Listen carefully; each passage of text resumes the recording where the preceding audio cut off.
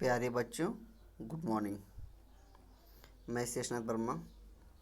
प्यारे बच्चों, आज हम क्लास 6 के बुक माधुरी का अध्ययन करेंगे, जिसका फर्स्ट लेसन है हम तुम्हें मरने न देंगे। प्यारे बच्चों, इस लेसन के जो पोएट हैं गोपाल दास नीरज जी हैं, जिन्होंने अपने देश की उन महान व्यक्तियों का वर्णन किया हुआ है इस पाठ के माध्यम से। वे इस पाठ के माध्यम से अपने देश के प्रथम प्रधानमंत्री पंडित जवाहरलाल नेहरू के बारे में बताया हुआ है कि उनका व्यक्तित्व कैसा था, उन्हें समाज की कितनी आवश्यकता है और उन्होंने देश के लिए क्या क्या किया है। इन सारे तथ्यों का वर्णन गोपाल दास नीरज जी ने किया हुआ है। प्यारे बच्चों, जैसा कि आप देख पा रहे हैं, ये देखते हैं वो क्या बता रहे हैं नेताजी के बारे में, नेहरू जी के बारे में। मौत कितने रंग बदले, तर्ज बदले, ढंग बदले, जब तलक जिंदा कलम है हम तुम्हें मरने न देंगे। कितनी अच्छी बात उन्होंने, नीरज जी ने लिखा है। खो दिया हमने तुम्हें तो पास अपने क्या रहेगा, कौन फिर बारूद से संदेश चंदन का कहेगा, मृत्यु तो नूतन जन्म है हम तुम्हें मरने न देंगे। अर्थात नीरज जी कह रहे हैं कि हे मेरे देश के नायक, प्रथम प्रधानमंत्री को संबोधित कर रहे हैं और कह रहे हैं, हे मेरे देश के नायक, मौत कितने रंग बदले, मौत अपना कितनाहू रंग बदल ले, मतलब कितनाहू अपना विचित्र रूप धारण कर ले, तर्ज बदले, ढंग बदले, तौर तरीके को बदल ले, है ना। जैसे आपने देखा होगा, किसी की मृत्यु एक्सीडेंट में हो जाती है, किसी की मृत्यु बीमारी से हो जाती है, किसी की मृत्यु अभी चल रहा है ठीक ठाक और थोड़ा सा हड़क लगा और गिर पड़ा, मृत्यु हो गई। तो इन तमाम चीज़ों से मनुष्य की मृत्यु हो जाया करती है।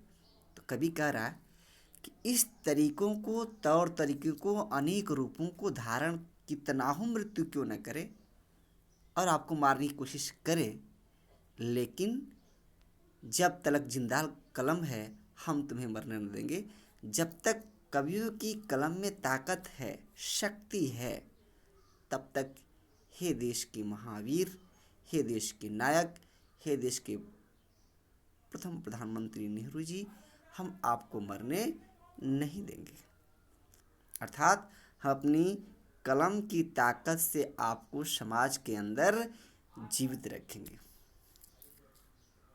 ठीक है। खो दिया हमने तुम्हें तो पास अपने क्या रहेगा। कवि कह रहा है, अर्थात नीरज जी कह रहे हैं कि अगर हमने आपको खो दिया, विसार दिया, भुला दिया, तो हमारे पास कुछ नहीं बचेगा, अर्थात हम कंगाल हो जाएंगे। मतलब जब हम आपको भूल जाएंगे तो आपके आदर्शों को भी भूल जाएंगे, और जब हम आदर्शों को भूल जाएंगे तो मनुष्य का जीवन बेकार हो जाता है। जब मनुष्य आदर्शहीन हो जाता है तो दिग्भ्रमित हो जाता है, दिशाओं से भ्रमित हो जाता है, अपने जीवन के मार्ग से भ्रमित हो जाता है। तो वहीं कवि कह रहा है कि ऐसा नहीं हम होने देंगे। कौन फिर बारूद से संदेश चंदन का कहेगा।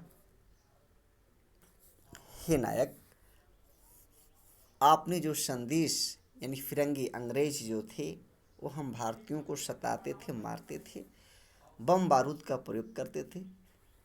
तो कवि कह रहा है कि अब अगर वह वक्त आ जाएगा तो उस वक्त में आपने बड़ी शालीनता से शांति का संदेश कहा उनके खिलाफ, न कि उनके खिलाफ आपने युद्ध किया या उन्हीं की भाषा में उनको समझाने की कोशिश की। नहीं, आपने उन बम बारूदों का जवाब बड़े शांति और शालीनता से दी।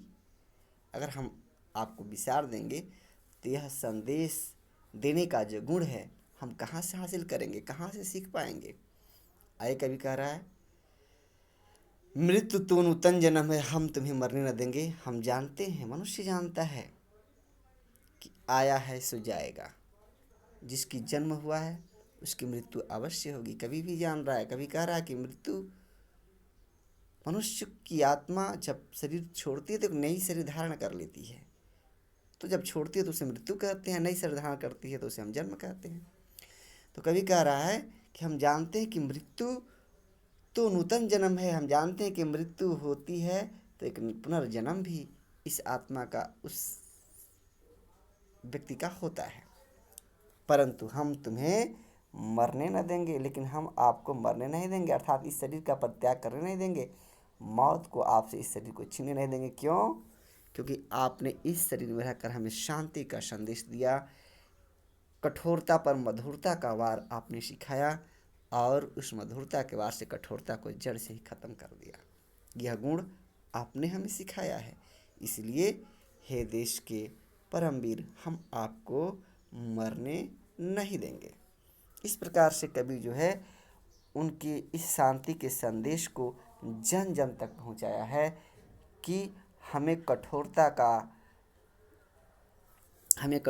का जो है विरोध अथवा समाप्ति मधुरता से करना चाहिए। यह गुण किसके अंदर थे बच्चों? तो पंडित जवाहरलाल नेहरू के अंदर थे, और वह गुण हमें हासिल करने के लिए कवि प्रेरित कर रहा है। और जब हम उन गुणों को हासिल करेंगे तो निश्चित है कि हमारे दिल दिमाग में पंडित आदरणीय प्रथम प्रधानमंत्री पंडित जवाहरलाल नेहरू का स्थान बना रहेगा। इस प्रकार से कवि चाह रहा है कि वो जन जन तक उनके संदेश को पहुंचाकर सदा सदा के लिए उन्हें मनुष्य के हृदय में जीवित रखा जाए, यही कवि प्रयास कर रहा है। तो आज इतना ही। हम नेक्स्ट अगला जो पद है नेक्स्ट डे पढ़ेंगे। Okay, thank you very much.